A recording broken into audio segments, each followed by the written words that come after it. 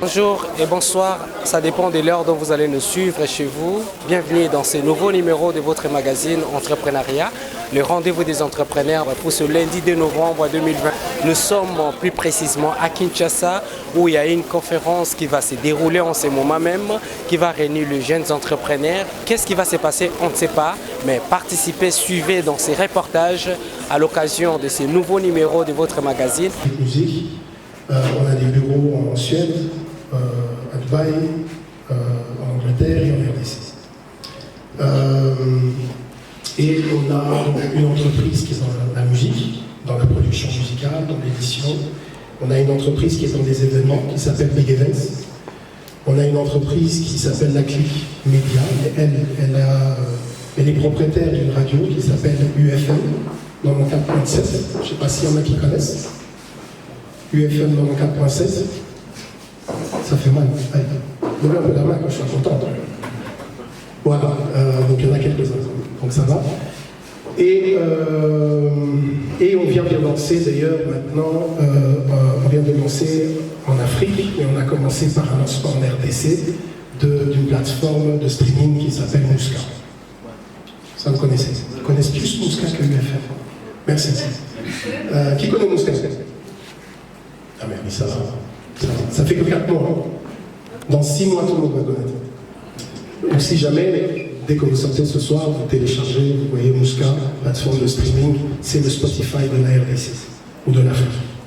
Donc d'un autre côté, 2007, je suis revenu en RDC, j'ai déménagé en RDC parce que je sentais qu'en Europe, j'avais fait ce que j'avais à faire, je ne sentais plus que j'allais pouvoir me développer moi, personnellement, et je n'allais pas pouvoir...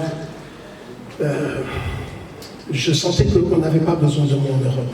Je sentais que je pouvais donner un peu plus de moi-même en Afrique et bien sûr en RDC qui était mon pays. Et donc en 2007, je suis rentré et j'ai également intégré la société familiale qui elle s'appelle Sodeco. Il y en a qui connaissent Sodeco? Ça va? Un peu plus que Mouska quand même. Et donc Sodeco était une entreprise qui commençait à prendre un peu de... Bonjour, bonsoir à tous. Je m'appelle Christelle Chicha.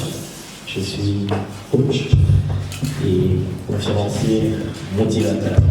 Voilà, c'est ce que je fais, ce que j'ai commencé à faire depuis maintenant 7 ans. Voilà, j'ai démissionné, j'ai arrêté mes études pour ne faire que ça au Congo. Alors, pourquoi j'ai choisi d'entreprendre au Congo? Je ne sais pas si j'ai vraiment choisi d'entreprendre ici au Congo, ou bien si l'entrepreneuriat m'a choisi en retour. Monsieur Joe, merci beaucoup pour cette inspiration. J'ai travaillé dans une société de Sodeco à Rayon Vert en tant que chef des services finances. J'ai travaillé pendant 3 ans avant que je démissionne pour me lancer en plein temps en tant qu'entrepreneur. Alors, je gagnais un peu d'argent lorsque je travaillais là-bas, j'ai fait des économies. Et j'étais passionné déjà du coaching en tant que conférencier motivateur, mais le plus important pour moi, c'est que je cherchais un accomplissement personnel. Et j'avais trouvé cet accomplissement en aidant les autres à découvrir leur but, leur raison d'être. Et plus tard, j'ai découvert l'entrepreneuriat, la gestion d'entreprise, l'économie. Bien avant ça, je faisais mes études en médecine. Arrivé en premier doctorat, ouf, j'ai été illuminé. Je découvre que je n'étais pas appelé à faire la médecine et que je me suis projeté 10 ans devant. Je me suis rendu compte que être médecin, c'était un film d'horreur. Et j'ai décidé d'arrêter cela et je suis allé faire des finances. Parce qu'à ce moment-là, j'avais ma chérie qui est aujourd'hui ma femme. On avait déjà fait 2 ans en projeté. Quand je travaillais, j'avais un peu d'argent, je suis allé voir son père pour le baiser, son père a refusé. Jusqu'au moment où son père acceptait le mariage, et même moi j'avais plus rien. Donc c'est devenu plus compliqué. Il vient t'épouser. Alors là, j'ouvre une parenthèse, j'arrive là, j'ai dit c'est toi qui as épousé ma fille? J'ai dit oui. On finit la discussion. Avec beaucoup de courage, je lui ai dit, monsieur, je reviens dans 6 mois pour la dot. Et je n'avais rien. On sort de là, ma personne me regarde, je me dis, fou quoi. dis, mais il me connaissait en tant que financier, mais est-ce que tu lui as dit que j'ai démissionné? Oh non, je n'avais pas lui dire. C'était plus compliqué. Et je trouvais un travail, mais en tant qu'entrepreneur, c'est que je battais toujours pour. Mon cœur battait toujours pour l'entrepreneuriat parce que je me disais, c'est vraiment un accomplissement personnel. Je voulais me retrouver. Au-delà de gagner de l'argent, pour moi, c'était une passion d'être là, en fait. Alors pourquoi j'entreprends en RDC? Parce que c'est une passion pour moi. J'aime ce que je fais. Même si je ne gagne pas assez d'argent, mais j'adore ce que je fais. J'ai dit aux gens, j'ai arrêté mes études de médecine, je peux dire j'ai hypothéqué mon avenir en médecine, et je ne vous dis pas, à cette époque-là, avant d'arrêter mes études de médecine, j'avais une chérie. Lorsque je lui ai dit, écoute, je vais être entrepreneur. Tu sais, en étant entrepreneur, on sera millionnaire. Et je dis, mais pour ça, il faut que tu me permettes d'arrêter mes études de médecine, il faut que j'aille aller prendre de finance. Elle me regarde, elle me dit, mais si tu arrêtes tes études de médecine, parce que mon père, c'est que tu vas être médecin, si tu arrêtes tes études de médecine, moi aussi j'arrête avec toi. C'est ce qu'elle a fait et c'est ce que je fais. Finalement, c'est qui aime l'argent? Moi, que tu sois chrétien, lui m'a dit, n'aimez pas l'argent. Il y a un Congolais, lui, avec $1 la journée. Et là, et moi, je me disais, franchement, il faut que je gagne de l'argent. Pourquoi? Il faut que je sois à l'aise dans ma vie, dans ma famille. Et pendant le temps où j'étais employé comme coach d'entreprise dans une structure où je travaillais avec des gros clients de la Congo. Et j'avais aussi toujours mon cabinet existé, quoique je n'avais pas de moyens, mais ça existait quand même. Et là, je tombe sur un marché où on me paye $40 000 pour la première fois. $40 000 tombent dans ton compte, pouf! Vous savez ce que j'ai fait? Je me suis acheté 4 voitures. C'était la folie. C'était la folie. Après, je me suis marié, j'ai loué une maison qui coûtait, voilà. C'était vraiment... Et puis, les $40 000 ici, la raté. On revient encore, presque à la case des départ. Et là, cette expérience m'a permis de comprendre en fait l'importance de l'argent. En fait. Okay. J'ai vraiment de comprendre l'importance de l'argent. C'est quoi l'argent? Aide-moi de demander à ton voisin, c'est quoi l'argent pour toi? Alors je finis par comprendre que l'argent n'est pas une fin, en fait, n'est pas un but. Okay? L'argent est une récompense. Et c'est comme ça que je commençais à considérer l'argent. Et je commençais à prendre des décisions sérieuses par rapport à tout ce que je gagne. Troisième raison que je vais vous donner, que je suis en train de vous donner ici, parce que l'entrepreneuriat est une alternative à l'emploi. Moi, je l'ai vécu. Comment est-ce que j'ai trouvé du travail? J'ai fait une consultance dans 2 organisations internationales, pas parce que j'avais un gros diplôme, j'avais juste un certificat qui attestait un peu ce que je faisais en finance et tout, mais je n'avais pas un diplôme de licence. Parce que j'ose aujourd'hui, je n'ai pas de diplôme de licence en fait. Mais l'entrepreneuriat, tout ce que j'ai fait avant, toutes les expériences que j'ai accumulées en tant qu'entrepreneur m'ont validé en tant qu'un bon professionnel. Voilà pourquoi ne négligez pas ce que vous faites aujourd'hui. Si vous êtes étudiant, entreprenez. Entreprenez. Essayez plein d'autres choses. Ce n'est pas parce que vous avez échoué dans un domaine que vous n'êtes pas appelé à être entrepreneur. Je reste de la question qu'on se pose souvent, est-ce que tout le monde doit être entrepreneur? Moi, ma réponse est simple. Tout le monde ne peut pas être entrepreneur. Mais un entrepreneur peut sortir de n'importe qui. Donc, essayez plein de choses. Parce qu'aujourd'hui, lorsque vous allez chercher du travail, on vous demande une expérience professionnelle de 2 ou de 3 ans. Mais valorisez votre expérience en tant qu'entrepreneur. Parce qu'en tant qu'entrepreneur, vous faites du commercial, vous faites du marketing, vous faites de la comptabilité, vous apprenez tout ça en étant entrepreneur avec votre petit business. Voyez-vous? Donc c'est très important de comprendre ça. Et la prochaine raison, ça ressemble un peu à la précédente, c'est parce que, en tant qu'entrepreneur, cela augmente vos pourcentages de trouver de l'emploi. Augmente vos pourcentages de trouver de l'emploi. Donc c'est important. Si à un moment donné, dans votre parcours en tant qu'entrepreneur, vous êtes entrepreneuriat et hésité, on dit qu'on s'est casé à temps avant. l'entreprise Christian Chichas Company. Aujourd'hui, mon entreprise s'appelle simplement Capital. Capital, un peu dans la même vision que Sodeco, quoi qu'on n'a pas la même taille. Pour moi, mon expérience en RDC, surtout dans mon métier en tant que coach, j'ai un mentor qui est au Canada qui ne cesse de me dire « Pourquoi tu ne quittes pas le Congo ?» Parce que tu fais de coaching à $300 ou à 1000 balles, mais ici, tu peux faire de coaching à 5000 pour 3 séances d'ailleurs. Mais comme je l'ai dit avant, pour moi, entreprendre ici au Congo, en fait, c'est un rêve, c'est un accomplissement personnel que je suis en train de poursuivre.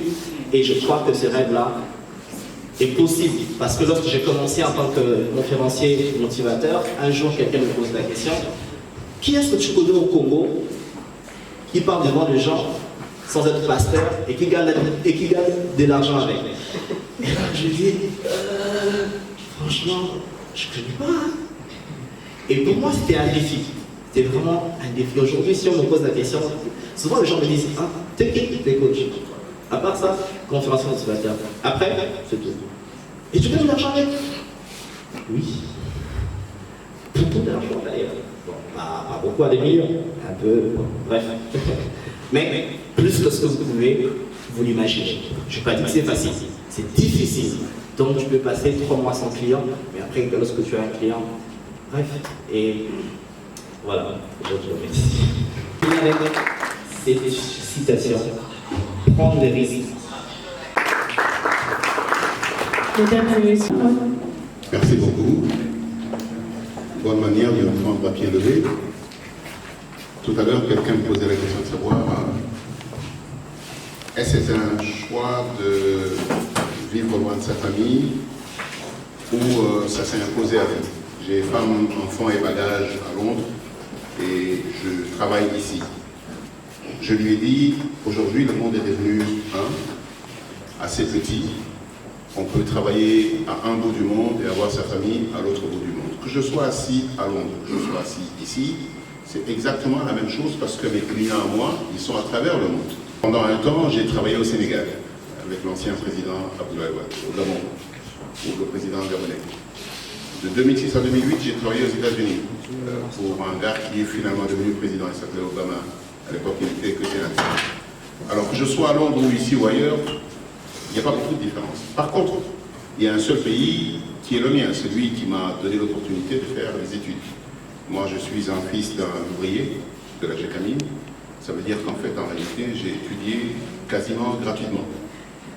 Mon père est un ouvrier, il est décédé il y a 2 ans, était un ouvrier qui n'avait pas nécessairement les moyens de m'envoyer à l'université, mais à l'époque où moi je suis allé à l'université, il suffisait d'avoir 60%, vous aviez une bourse universitaire, vous pouviez étudier.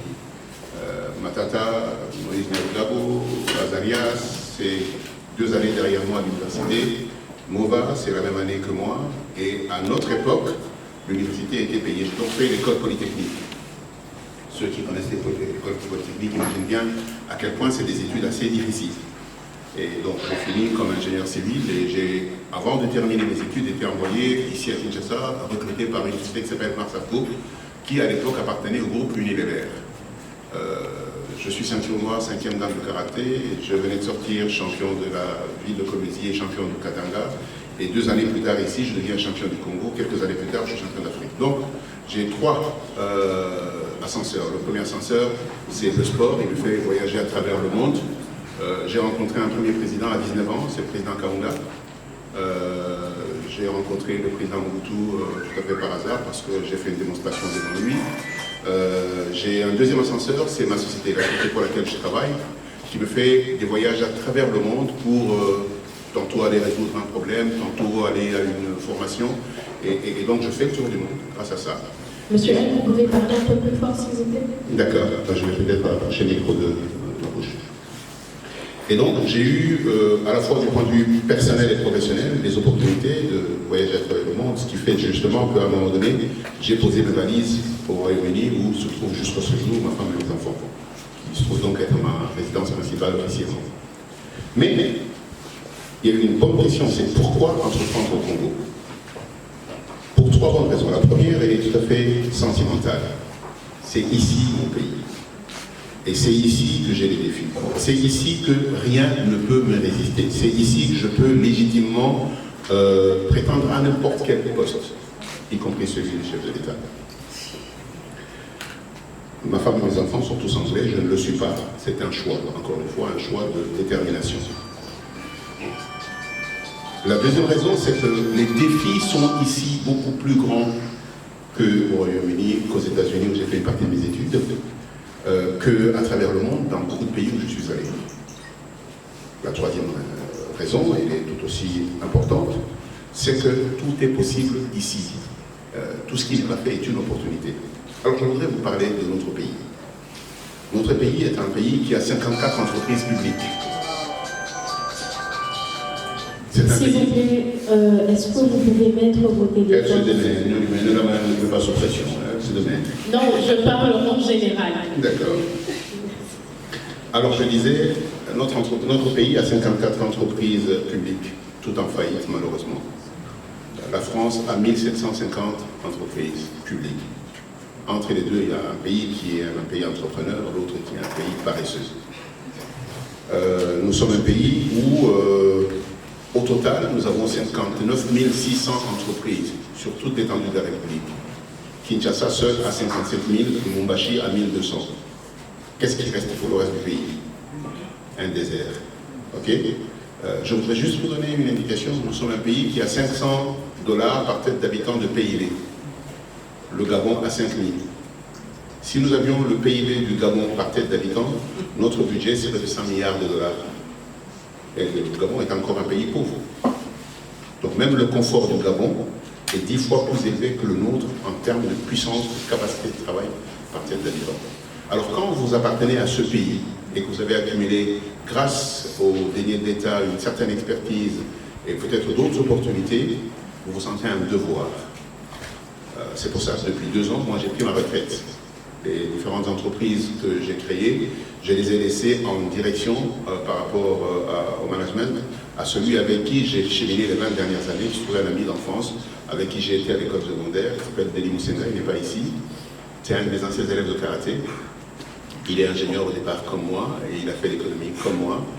C'est donc lui qui gère les entreprises. Mais j'ai décidé il y a 2 ans de quitter les entreprises pour me consacrer à l'accélération de toute action qui peut avoir de l'impact aussi bien sur l'écosystème que sur les individus. C'est pour ça que quelqu'un comme Johanna, un jour, elle m'a dit, je voudrais être coaché par vous. J'ai dit, vous avez commencé aujourd'hui. Et aujourd'hui, je suis fier de toi. Elle vient de gagner un prix au Red Corner, le 2e prix du concours. Elle est en train d'organiser des séances comme celle-ci où je suis appelé en speaker, à côté de mon ami Joe, avec qui nous faisons beaucoup de choses ensemble. Et Christian Chica, je sais très bien, qui est un jeune qui est dans mon giron et que j'aime beaucoup. Et je vais découvrir un autre frère aujourd'hui qui est assis par là. Alors j'étais en train de dire, c'est mon quotidien. Tous les jours, je reçois des jeunes gens, tous les jours, je reçois des jeunes filles qui veulent entreprendre. Il y en a que je casse tout de suite parce que leurs idées sont fausses, elles ne valent rien du tout. Et des fois, ça paraît très dur et très fort. Mais je leur dis, ça ne sert à rien de perdre du temps avec quelque chose qui ne marche pas du tout. Mais dans la grande partie du temps, il y a des gens qui viennent avec des idées, elles sont brouillons. Je les aide très rapidement à aller à une étape où leurs idées deviennent des véritables projets. On les accompagne, des fois, jusqu'à trouver de l'argent pour être en mesure de lancer leur projet. Nous incubons également certaines sociétés. Si vous venez dans nos bureaux à nous, vous allez trouver une grande pancarte d'une société qui s'appelle Smart Academy. C'est une société où nous avons seulement 20%, 80% appartiennent à d'autres personnes. Mais cette société a commencé chez nous, c'est en train de devenir la société de référence en termes de formation. Ok? Et ça, c'est l'une des parties des choses auxquelles je consacre mon énergie. La deuxième partie, c'est que je regarde le pays et je regarde ses faiblesses. Je prends le recul nécessaire pour dire à n'importe qui, du citoyen lambda au citoyen numéro 1, je leur dis que nous ne pouvons pas continuer à nous permettre la paresse intellectuelle.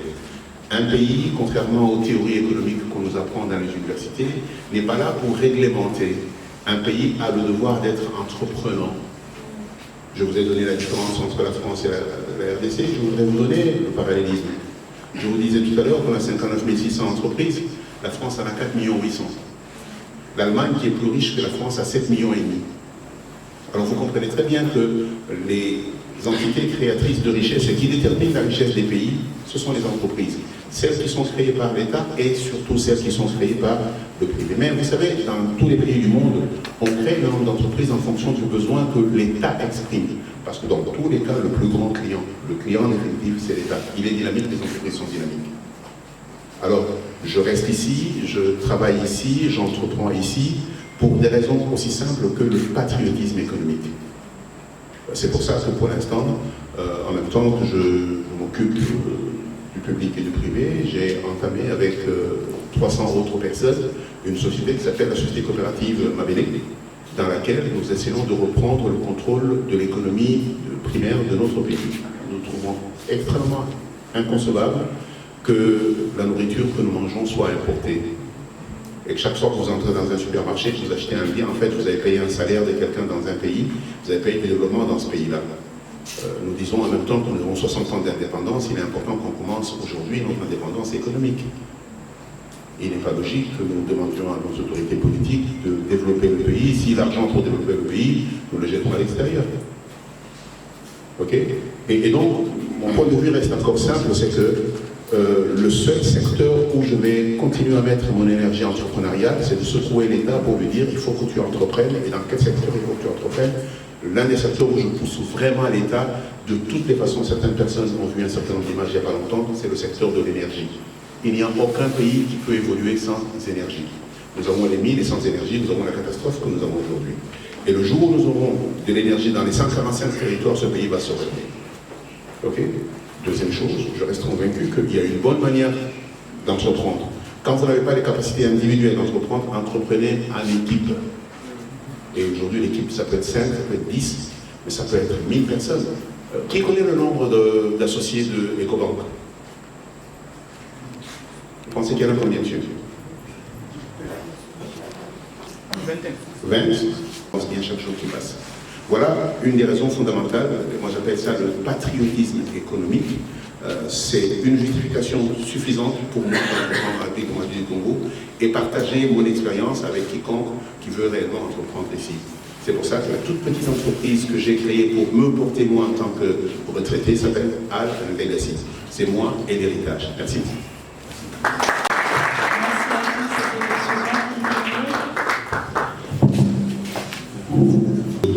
Et entrepreneur. Alors, vous pouvez lancer. Et eux, ils répondent. Comment on va le faire? Congo debout. Congo debout. Merci beaucoup. Congo debout. Entrepreneur. Congo debout. Merci. Alors nous allons appeler notre très cher. Je me présente un peu, Patrick Moulouba. Je suis président CEO de Logix Global. 80% de nos activités sont dans l'agriculture, principalement en Afrique. On est présentement au Kasaï central. On a des projets aussi dans le Maï-Ndombe et bientôt dans le Congo central. Et à part quelques autres activités qu'on fait autour de ça. Deuxième secteur d'activité, c'est tout ce qui est autour de l'agriculture, agrotech, développement et distribution des intrants agricoles comme du biofertilisant, des insecticides un peu plus naturels, les pesticides, et aussi tout ce qui est accompagnement. Plus récemment, en fait, par demande populaire, j'ai commencé à essayer de voir comment accompagner les jeunes dans l'entrepreneuriat agricole. Donc nous avons commencé l'agriculture d'abord dans d'autres pays avant de venir en RDC. Et depuis 2018, on fait l'agriculture ici au niveau de la production, l'agriculture de production, principalement le maïs et le soja. Un peu comme Christine, j'ai fait des études principalement pour aller à l'école de médecine. Donc j'ai une licence en sciences biomédicales aux États-Unis. J'ai aussi une autre licence, un bachelor de licence. J'ai aussi une autre licence en biochimie. J'ai une maîtrise en chimie, biologie moléculaire Cellular Molecular Biology. C'est ça? Biologie cellulaire et moléculaire. Et là, je suis parti, ça c'était au Canada, et je suis parti à l'école de médecine. J'ai fait 1 année et demie presque à l'école de médecine, et j'ai quitté l'école de médecine. Lui n'est même pas arrivé à l'école de médecine, mais moi je suis arrivé à l'école de médecine au Canada et j'ai quitté pour aller dans l'entrepreneuriat. D'abord, c'était par accident le premier business qu'on avait fait avec un oncle. C'était dans les vêtements usagés, les tombolas. Mais ça avait pris quand même. On a fait 4 ans dedans. On a vendu l'entreprise 2013. Et là, je me retrouve très jeune, avec quand même assez d'argent et rien à faire. Et je suis parti travailler pour UPS, qui est je peux dire, la plus grande entreprise au monde dans la logistique. Ils sont équivalents à DHL ou FedEx. J'étais directeur de développement d'affaires, ensuite managing director pour la zone du sud du Québec. Après, pendant que j'étais chez UPS, c'est là que j'ai eu l'idée avec mon expérience d'exportation en Afrique, c'est là que j'ai eu l'idée au départ de devenir consultant. Je voulais seulement aider les entreprises canadiennes qui voulaient aller s'installer en Afrique. Alors je me suis dit, comme j'ai l'expérience entrepreneuriale en Afrique et que j'ai beaucoup d'expérience en logistique, même si j'ai fait des études scientifiques, en fait, tout ce que j'ai fait après, ça n'a rien à voir avec ce que j'ai étudié. Donc, j'ai décidé de lancer une compagnie de consulting et tout de suite j'ai remarqué que ça ne va pas être possible. Les problèmes en Afrique et le fait que le Canada ou l'Occident était tellement avancé, il y avait beaucoup d'obstacles pour faire un pont, surtout au niveau du financement. Et nous, on faisait du commodity trading. Ça veut dire on va acheter du maïs en Ukraine ou au Brésil, et puis on va revendre ça aux entreprises ou surtout au gouvernement et aux Nations Unies. Et pendant le temps de récolte, la zone commençait à faire monter les taxes pour protéger les agriculteurs locaux. Et ça faisait que notre business ne fonctionnait pas pendant cette période-là. Alors on s'est décidé un jour, pourquoi ne pas se lancer nous-mêmes dans la production agricole. Donc on a commencé au Kenya, ensuite en Côte d'Ivoire et finalement ici au Congo. En fait, j'étais venu avant au Congo, mais la situation économique, politique, c'était un peu difficile. Alors on est rentré dans les autres pays. Comme on dit, nul n'est prophète chez soi. Donc j'avais d'abord exploré d'autres pays et finalement je suis revenu. Bref, nous sommes maintenant des agriculteurs. Comme moi j'aime dire quand on me demande qu'est-ce que tu fais, je dis je suis dans les bilans là. Donc on fait l'agriculture au Kasaï central et puis on a des projets de développement agricole un peu partout dans le Congo. Maintenant je suis supposé vous motiver pour l'entrepreneuriat. Et tellement que j'ai perdu beaucoup d'argent dans l'entrepreneuriat, je ne sais pas si je devrais vous encourager à aller dans l'entrepreneuriat. Mais je dirais, pas une motivation, mais un conseil. Okay? C'est que je rencontre beaucoup de jeunes, et même tout à l'heure, j'ai oublié ton nom, on parlait à l'extérieur, et il me parlait de son projet agricole et tout ça, il évaluait combien ça allait coûter, c'était dans les 7000 et quelques, et pour 1 hectare. Okay? J'ai dit, ouais, tu as beaucoup d'argent parce que moi je peux faire 1 hectare avec $500 et toi tu fais 1 hectare avec 7500, c'est que tu plantes il y a des sémences qui produisent l'or ou je ne sais pas quoi.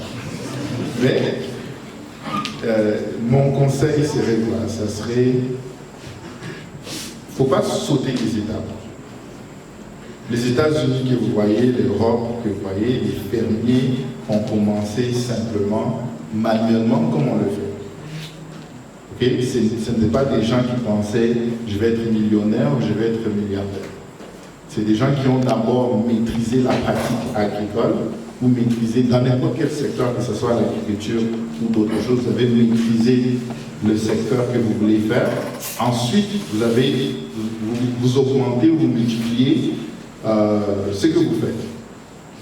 Il faut résoudre un problème.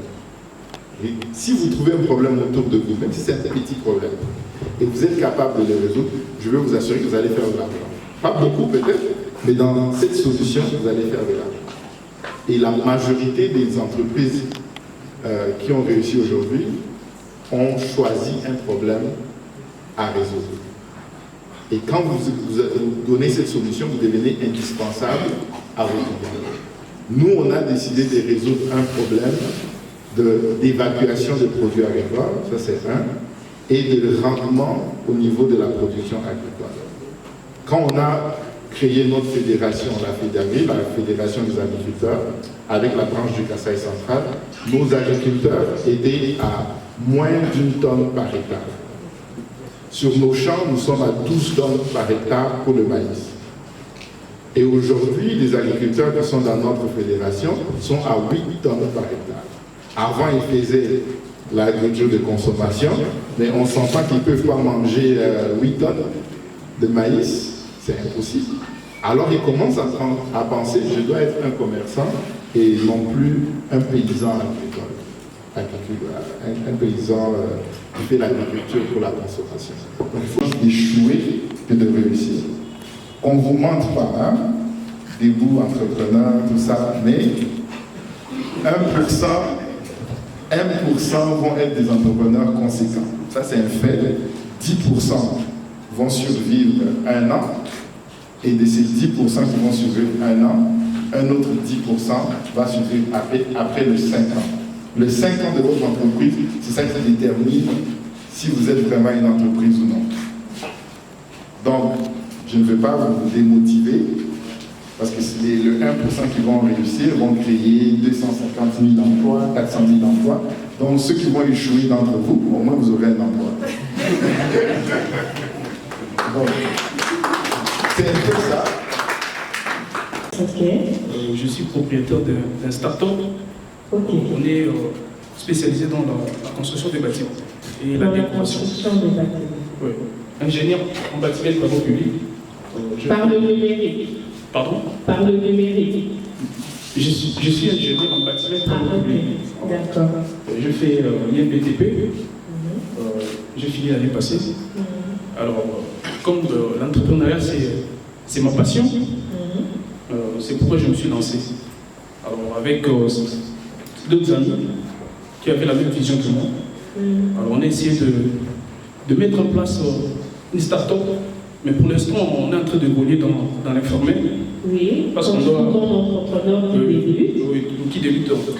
On est d'abord dans l'informel. Okay. Alors, on essaie d'abord d'apprendre et puis d'avoir un élan et puis émerger. Présente-nom de Patricia Kinga, connue communément Pati Création, parce que j'entreprends dans le domaine de la mode et couture.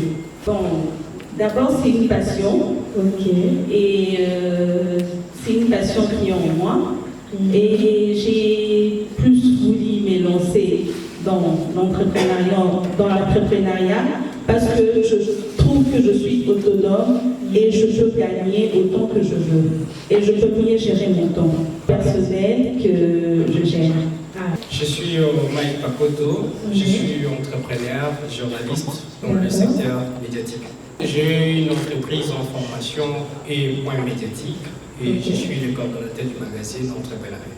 Bon, en fait, j'ai pensé à me lancer dans le domaine médiatique depuis 2016. Et j'avais vu il y a plusieurs jeunes qui pensent toujours négliger ce qu'ils sont en train de faire, c'est-à-dire, même celui qui est en train de faire la cordonnerie, il a les talents. Il suffit seulement d'avoir quelqu'un, un coach qui peut l'orienter pour faire mieux. Alors je me suis lancé dans ça pour juste encourager toutes les personnes qui ont les talents d'entreprendre d'une manière à une autre, quel que soit dans le secteur où ils n'entreprennent, que ce soit dans le contexte informel ou basculer vers le formel. Voilà ma raison de me lancer. Oui, en fait, moi je suis plus dans les sensibilisations. Je fais plus les sensibilisations. Et souvent, dans les coins de nos avenues, on nous vend des arachides pour 100 francs, 200 francs, en boule comme ça, en petites portions. Vous savez, vous pouvez commencer aujourd'hui avec de l'arachide, pour ensuite même produire de l'huile de l'arachide. Et pour ceux qui auront beaucoup de même de choses, vous pouvez même créer des lotions avec l'arachide. Mais tout part sur base d'un faible montant. Combien? 1200. Aujourd'hui, si vous avez 1200, vous pouvez entreprendre. Oui, vous pouvez commencer avec seulement 1200. Moi, j'ai commencé avec de la farine et de l'huile. Moi, je n'avais pas d'argent. Chez nous, il y avait de la farine. C'était bien la farine de maman. Oui. Moi, j'ai pris sa farine et son huile et j'ai commencé mon business. Ma soeur qui allait, ma jeune soeur qui allait revendre là où elle étudiait, et moi, j'économisais pour obtenir les documents de mon association. C'était bien avant que je rencontre même M. Akiteke, qui est, entre parenthèses, mon mentor. Donc, voilà, je pense qu'aujourd'hui, on n'a plus de raison pour se dire que non, on ne peut pas commencer. Non, on peut commencer avec ce qu'on a.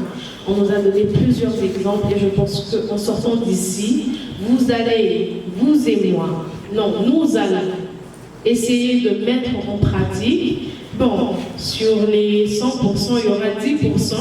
Et sur ce 10%-là, il y aura 1%. Et ce 1%-là va créer de l'emploi pour ceux qui vont échouer. C'est ça? Voilà. Alors, on va passer à la session des questions-réponses. On va prendre 5 questions. Comment répondre en RDC dans un pays où on ne trouve pas toujours facilement de financement, comme l'a dit le dernier intervenant, il est difficile de trouver quelqu'un qui pourrait financer votre projet à 10 000 $. Il a avancé de raison. Dans un pays où la sécurité juridique des entrepreneurs n'est pas toujours assurée, alors comment y arriver? C'est cela ma question. Que faire pour évoluer? Bien sûr que l'on a des projets, on est réaliste, mais vous arrivez comme ça, toujours les critères d'éligibilité, on vous dit, vous pouvez venir même 50, on ne prend qu'une seule personne. À l'exemple, nous sommes inscrits dans le budget de la RDC, mon ONG, mais seulement pour entrer, percevoir ce que le gouvernement a mis à notre disposition. J'en ai maintenant 5 ans d'années, je n'arrive pas. L'argent ne sort toujours pas. Mais lorsqu'ils défendent le budget, dans notre ONG, c'est plus de 50 000 $. J'ai comme ça mon argent. Que faire pour aider ces gens de personnes comme nous? Faites des coachings aussi dans le gouvernement vient de plaidoyer pour pouvoir aider les startups groupées et mêlées. Quelle est la part de l'agriculture naturelle dans vos champs, dans vos bilangas? C'est ça l'expression que vous avez utilisée. En ce qui concerne la gestion naturelle de la fertilisation du sol, en ce qui concerne la maîtrise de la vie microbienne du sol dans vos activités. Alors, je profite aussi, puisque je sors franchement d'un bootcamp agricole à Kisanto, heureusement, M. Alki Tengue dans la salle. Vous venez de dire, M. Alki Tengue, que vous venez de nous conseiller, nous les jeunes, que nous devons travailler en équipe. Et comme preuve, vous avez dit que EcoBank a 245 000 partenaires. Merci. Je suis producteur. Dans mes bilangages, je produis la tomate. Je vends à une belle-mère, soi-disant maman manœuvre, à 200 francs. Elle part au marché, vend mon produit qui m'a pris 3 à 4 mois pour produire à 500 francs. Pendant 3 jours ou 2 jours seulement. Mais moi qui ai souffert, pendant 3 à 4 mois, je l'ai vendu à 200 francs. Alors, l'idéal, moi qui vais apprendre, un paysan qui veut apprendre, c'est que je puisse soit vendre directement chez les clients, soit je puisse transformer. Alors, pendant ce processus, comment est-ce que moi je peux travailler en équipe pour, n'est-ce pas, rentabiliser mes affaires? Une question qui Votre coaching, c'est limite qu'au niveau de gens qui parlent français ou qui sont dans la langue de Molière, ou à tout ce monde-là. Parce que je vous rappelle que le projet est pour tout le monde. Et le risque est que ces projets-là vont rester entre les mains de gens qui maîtrisent ça, et ils vont remplir pour des gens et de bureaux comme nous, il faut le dire. Je suis à la recherche de bienfaits. Je vais les faire pour les gens parce que je maîtrisais. Et moi, notre cabinet aura de l'argent. Maintenant, il faut que les gens comme vous qui étiez les gens, comme vous l'avez dit, vous avez la passion d'aller de comprendre ces projets chez COPA, chez IF KPMG, et il y a encore du temps, il y a encore 60 jours qui restent, pour aider les mamans, aider les jeunes Et il faut souligner que ce sont des crédits non remboursables que la Banque mondiale, on va le payer par nos factures du courant, des taxes et consorts. Donc ma question, je l'adresse à M. Christelle. Merci.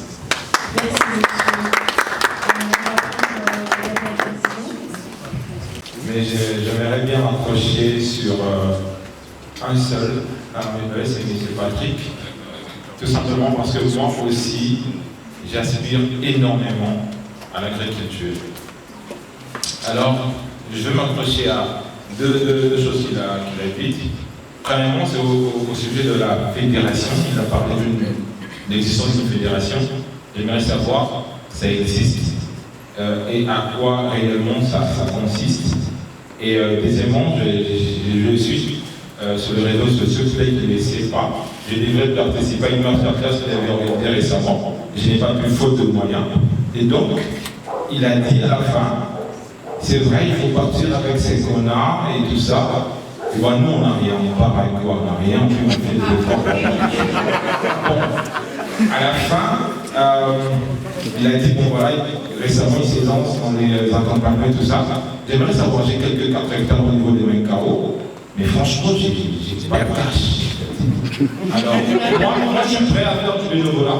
Je suis prêt à faire n'importe quoi pour avoir voilà, quelque chose qui va me permettre à mettre en place, parce que j'ai aussi des idées dans la tête, mais principalement à l'école, et j'aimerais savoir comment est-ce que M. Patrick pourrait faire pour qu'est-ce qu'il peut faire? C'est ça la question.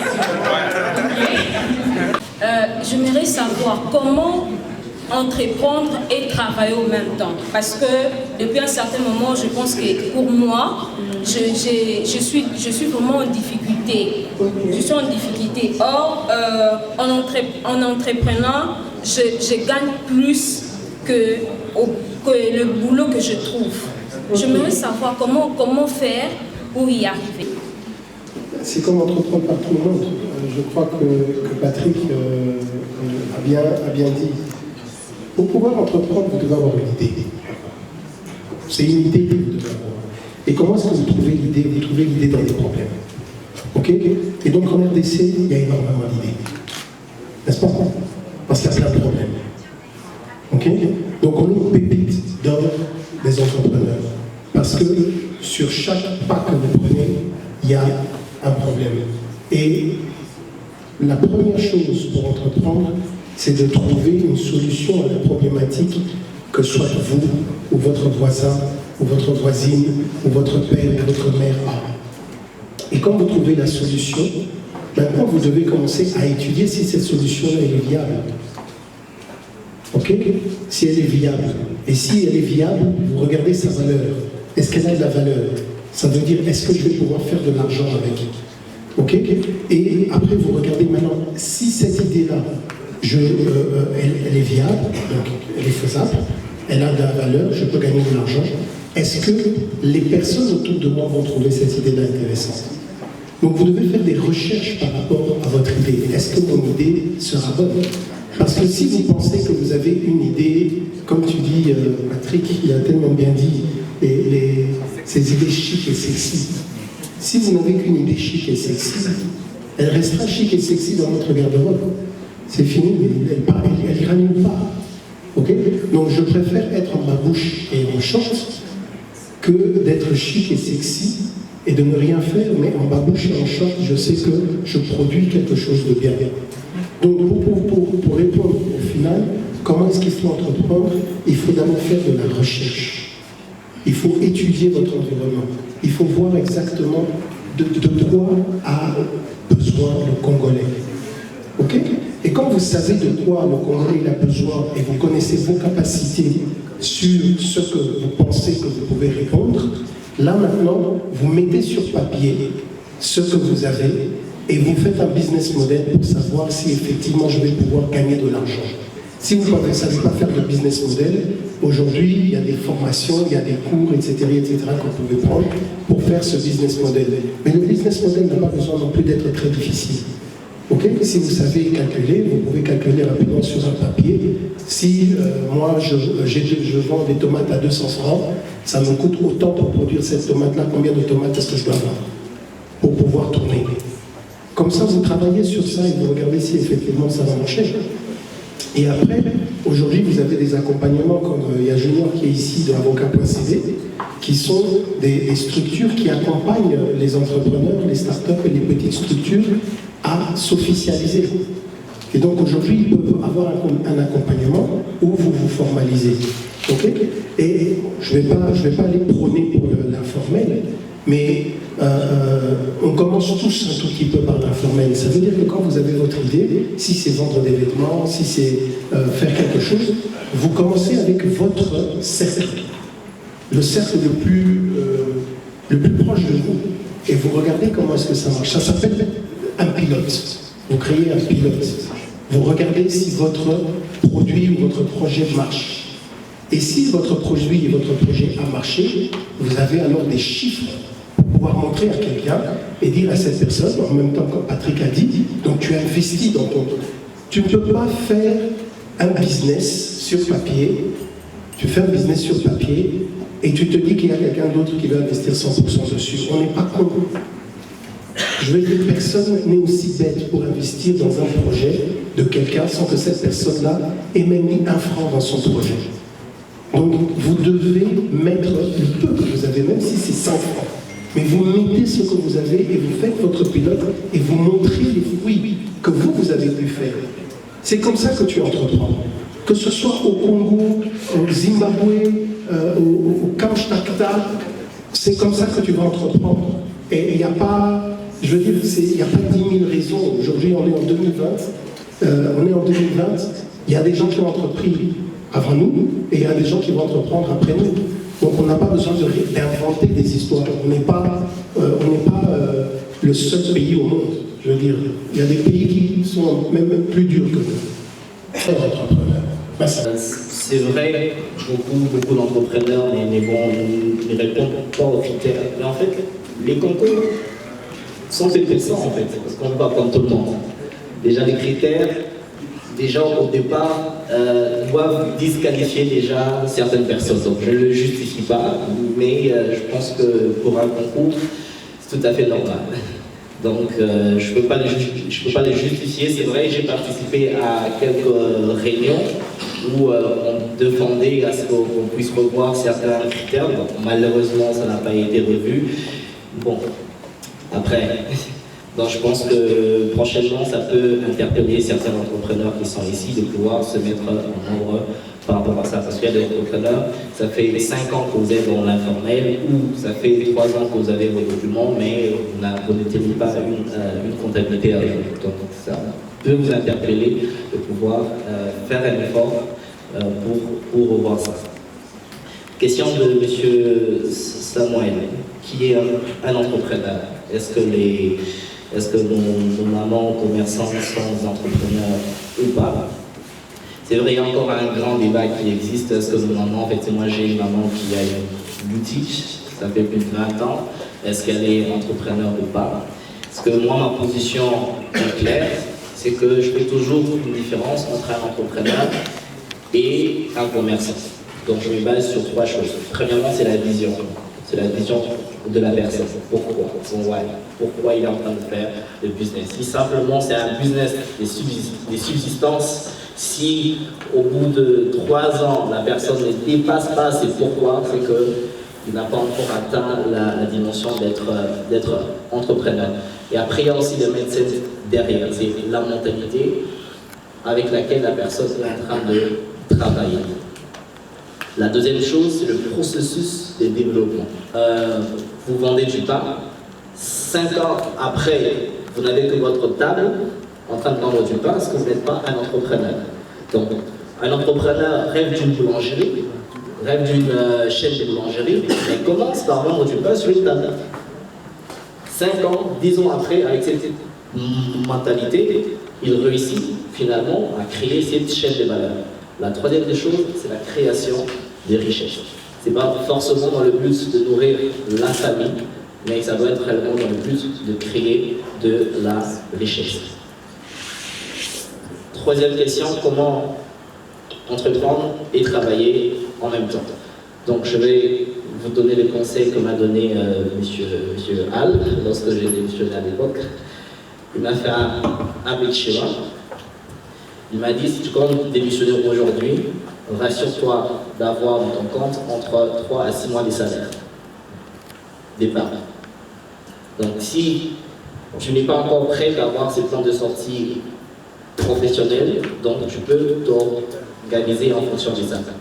Donc tu peux te dire, je me fixe de quitter mon emploi d'ici 1 année, d'ici 3 ans. Et combien peux-tu économiser? Et alors si maintenant tu es en train de combiner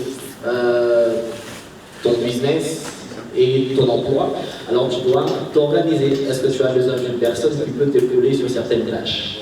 Si tu n'as pas besoin d'une personne, tu dois revoir ton temps en fait. Par exemple, moi, lorsque je faisais mes activités, j'avais réussi à négocier avec mon employeur de me libérer chaque vendredi à partir de 12h. Bon, je ne sais pas si tu peux le faire ou pas. Moi, quand même, ça fonctionnait. Donc, le gros de mes activités, ça se passait vendredi à 12h et le samedi. Donc, c'est à toi de voir par rapport à ton timing. Et on dit toujours, ce que vous faites entre 8h et 17h, c'est pour votre employeur. Et ce que vous devez faire après 17h, ça va être pour vous. Donc, tu peux voir dans quelle mesure par rapport à ton business, est-ce qu'il y a moyen d'être efficace après 17h. Si déjà, ton business te rapporte plus que ton salaire, donc voilà pourquoi c'est important d'avoir ces plans de sortie professionnels. Te dire, ok, je vais maintenant épargner. D'ici 6 mois, je vais épargner 6 mois de mon salaire actuel. Parce qu'après, ça te permettra de vivre, d'avoir des économies qui te permettent déjà de vivre. Et après, avec les entrées qui vont continuer certaines années. Merci beaucoup, coach. C'est 6 millions, juste l'échantillon de femmes qui fabriquent de la C'était 6 millions de dollars par année. Et sa plainte ou bien sa question avec beaucoup d'énergie et de ferveur, c'était est-ce que vous faites seulement du coaching pour ceux qui parlent français, blablabla, et il y a beaucoup de l'argent qui est là au niveau de la Banque mondiale, on n'a pas accès. D'abord, premièrement, je ne vais pas entrer dans les débats, mais la Banque mondiale ne va jamais donner de l'argent pour développer le pays. Impossible.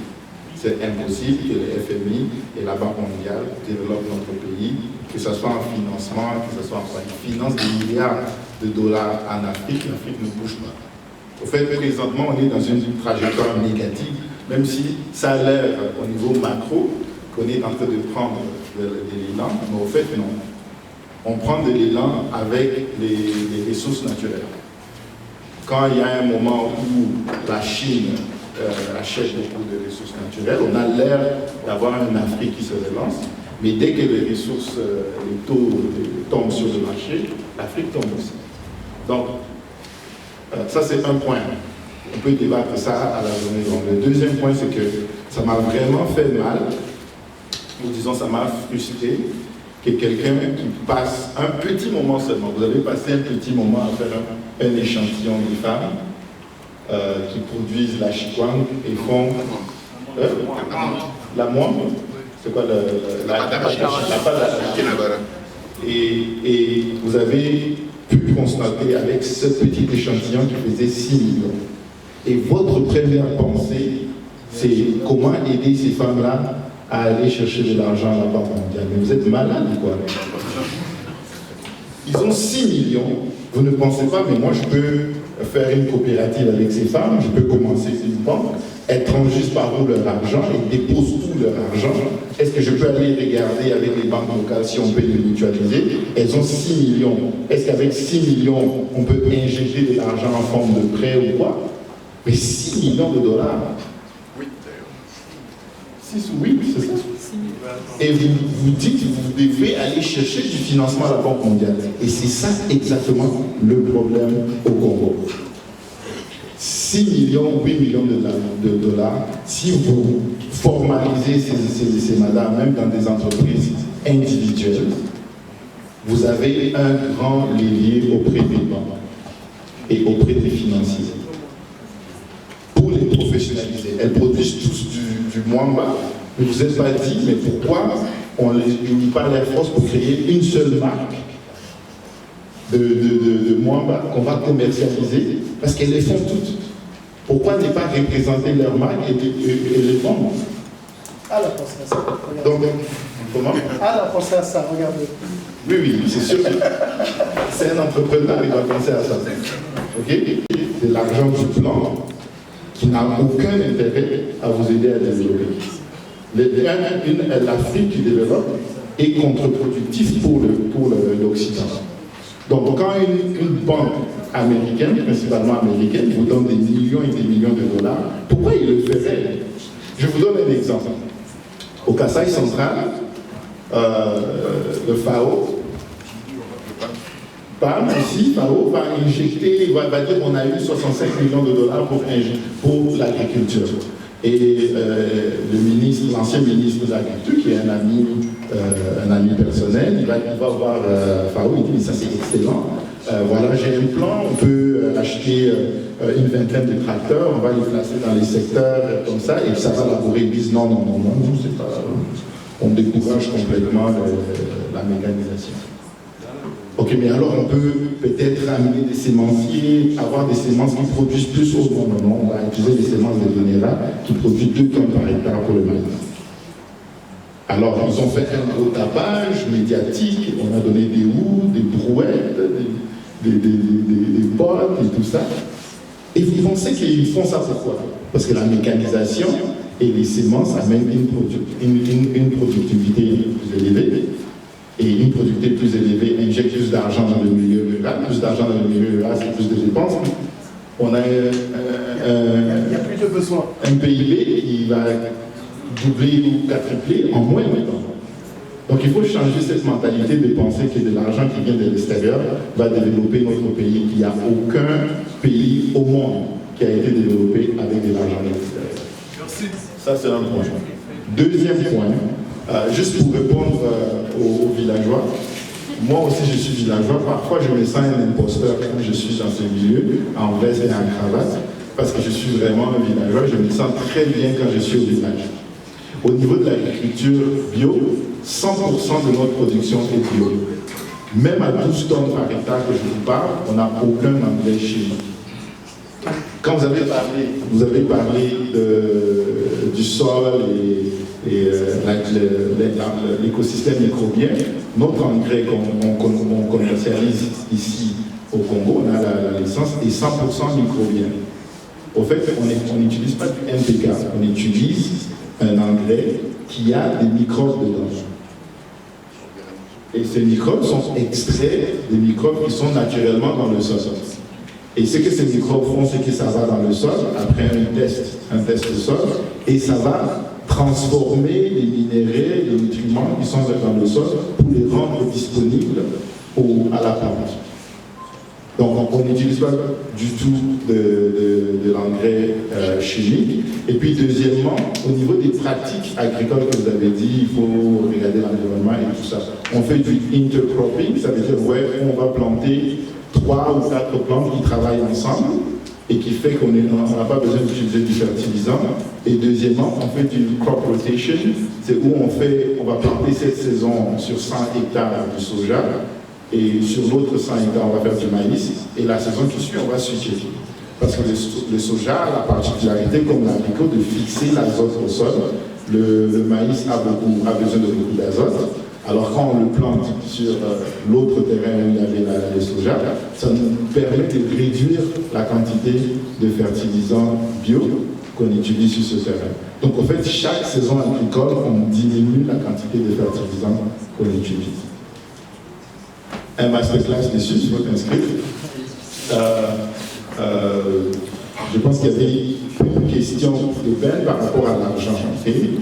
Et si j'appelle Ben et que je lui pose la question, je ne vais pas faire ça parce qu'il va avoir honte, de lui parler de son projet qu'il cherche l'argent pour. Je vais lui poser des questions comme flux de trésorerie qui est prévu, c'est quoi les projections, c'est quoi le coût, le cost of, combien ça va t'écouter pour acquérir un client. C'est pas seulement vendre, mais il y a un coût d'acquisition de la clientèle. C'est ça, c'est quoi ton coût d'acquisition de la clientèle, ton fonds de roulement, ton coût d'opération, ton marketing plan, ton business model, ton plan de commercialisation, je peux t'assurer qu'il ne connaît rien de ça. Il va dire, on n'a pas d'argent. Mais quand tu vas aller chez un investisseur comme moi, ou comme Joe, Al, et puis tu dis, et j'ai pas d'expérience, ou j'ai fait juste mes recherches, je dis à Al, j'ai un projet, je vais produire de l'huile de soja. Mais il va te bombarder avec des questions. Et des questions très difficiles. Moi, j'ai déjà eu du financement sans expérience dans le secteur parce que j'ai fait un market research. J'ai pu prouver que je comprends ce qu'il faut faire. Peut-être que je n'ai pas cette expérience, mais si tu m'aides toi à me coacher, je sais qu'on va réussir. Mais dès que tu réponds à toutes les questions correctement et tu montres que tu connais de quoi tu parles, tu amènes l'investisseur un pas plus en avant pour peut-être investir dans ton entreprise. L'argent de l'investisseur ne t'appartient pas. Okay? Il ne faut pas penser, parfois je sens les Congolais qui se révoltent, on n'a pas d'investisseur, ce n'est pas ton argent. Je peux faire avec mon argent ce que je veux. C'est toi qui dois me convaincre de me départir de mon argent que j'ai travaillé Dieu pour faire manger mes enfants et de le donner pour le mettre dans le business. Okay? Ce n'est pas à moi de te chercher pour te donner de l'argent. Et vous avez cette arrogance-là de penser qu'en n'étant pas professionnel, pas d'expérience, même pas un franc investi, vous êtes capable de faire des textos, regarder des vidéos sur YouTube, regarder des trucs sur Facebook, et vous dites que vous n'avez pas d'argent. Alors comment vous faites tout ça? Majorité d'entre vous, des téléphones Android. C'est pas gratuit les téléphones Android. Donc arrêtez de penser que l'argent de l'investisseur vous appartient, ça ne vous appartient pas. Et c'est à vous de convaincre l'investisseur d'investir dans votre projet. C'est à vous de montrer que vous êtes capable de faire ce business-là. Et si l'investisseur vous donne même 5 000 $ ou 500 $ ou 50 $, soyez content et redevable parce que c'est 50 $ que vous n'aviez pas avant. Et aujourd'hui, vous l'avez. Mais moi, je peux vous assurer que la majorité d'entre vous, si j'investis 10 000, je vais perdre cet argent. Lever les barrières, des fois, qui sont simplement apparentes. La deuxième des choses, c'est quelqu'un qui a dit l'enseignement chez nous est fait pour que les gens travaillent. Non. Notre enseignement est une machine à fabriquer des chômeurs. Vous avez des gens qui terminent à l'ISTA. Quand ils terminent, il va à l'INPP pour apprendre un métier. Alors, pour quelle raison tu es allé à l'ISTA? Il y a un problème. Oui, l'entrepreneuriat, est-ce que c'est l'entrepreneuriat pour pauvres? Oui, il n'y a pas d'entrepreneuriat pour pauvres, mais on peut entreprendre modeste. Et on a deux manières d'entreprendre modeste. C'est de commencer petit, sur des choses pratiques, qui ont un cycle court, ou alors de se mettre en grand nombre pour être en mesure d'avoir la masse critique nécessaire et mettre les meilleurs d'entre nous devant. Et le problème au Congo, très malheureusement, c'est que tout le monde veut être le grand prêtre.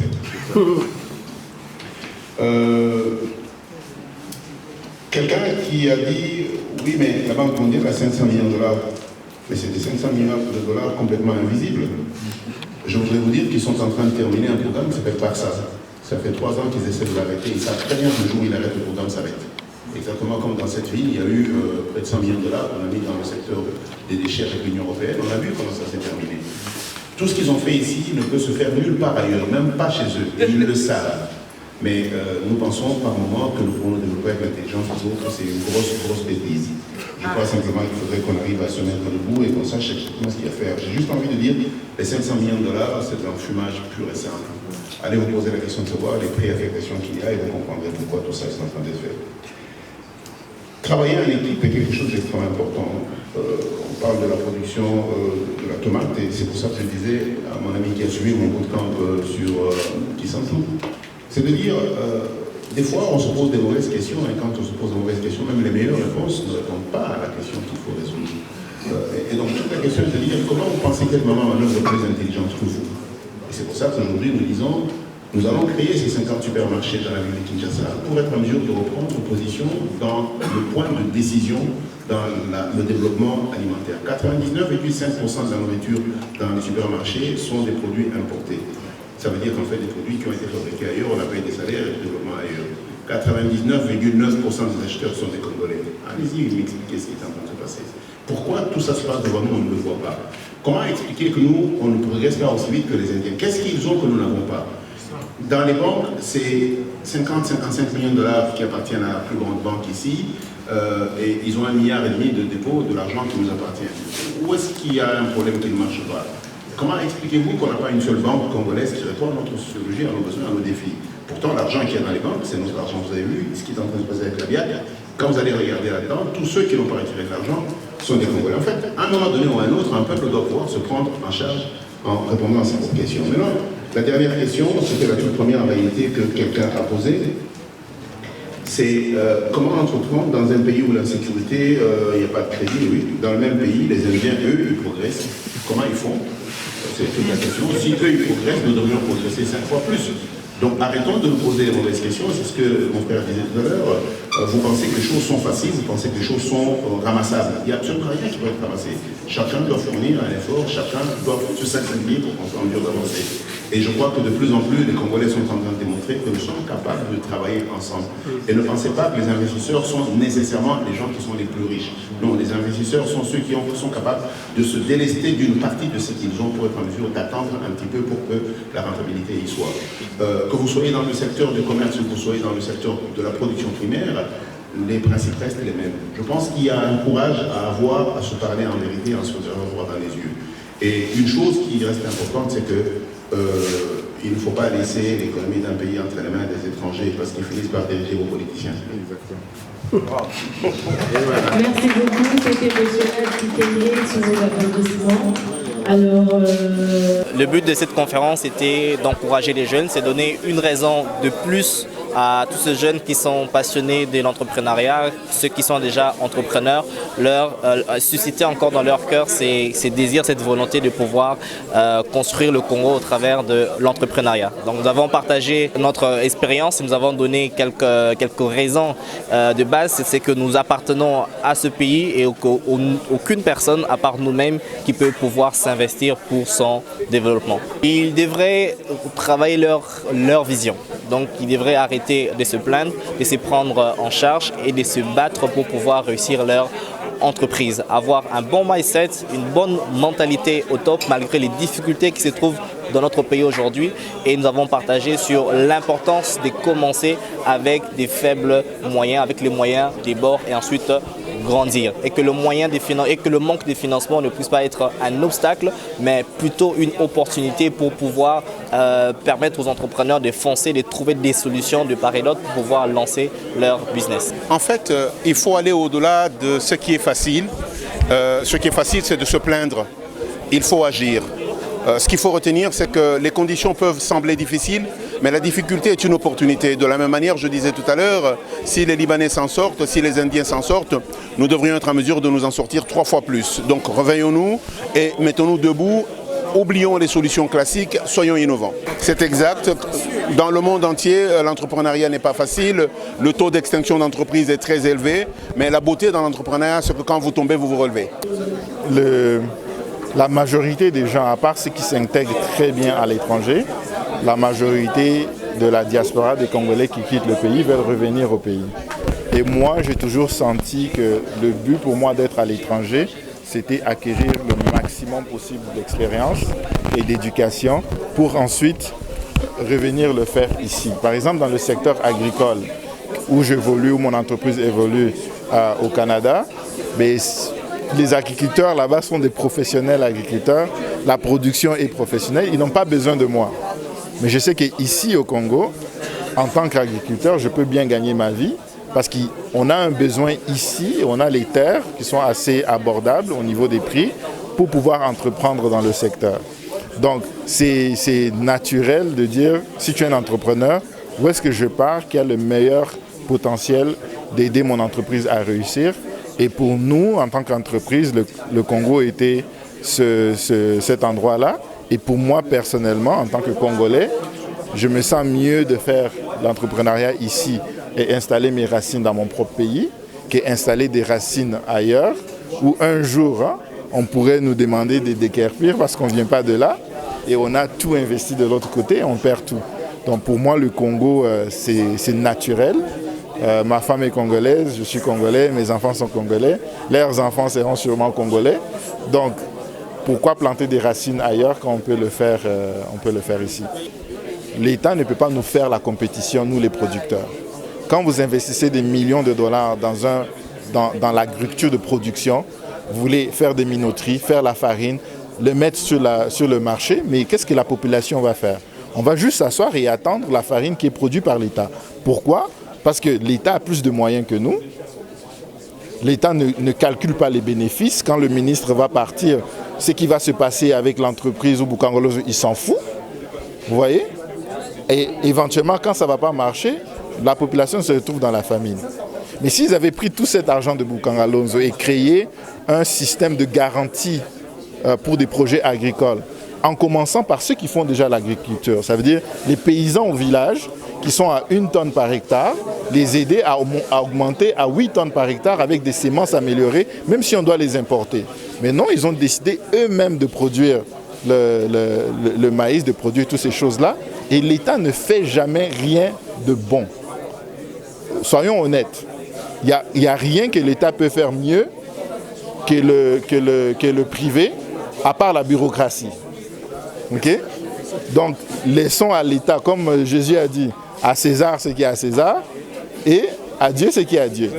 C'était la thématique de la soirée. Je crois qu'il y a eu beaucoup de jeunes aspirants, certains entrepreneurs qui sont là. C'est une question constante. Comment entreprendre en RDC? Moi, je pense que c'est une question un peu comme on se dit comment entreprendre dans un autre pays. Donc la première des choses que moi je dis, c'est qu'il faut d'abord avoir une idée, il faut d'abord savoir ce qu'on veut et il faut savoir résoudre une problématique qu'il y a. Et donc c'est de ça qu'on a parlé aujourd'hui. Et j'espère qu'on va continuer à avoir ce genre de rencontres avec la jeune chambre congolaise de Québec afin de pouvoir continuer à essayer d'échanger et de comprendre et de trouver des solutions ensemble sur quelles sont les bonnes manières d'entreprendre. Il n'y a pas de solution magique.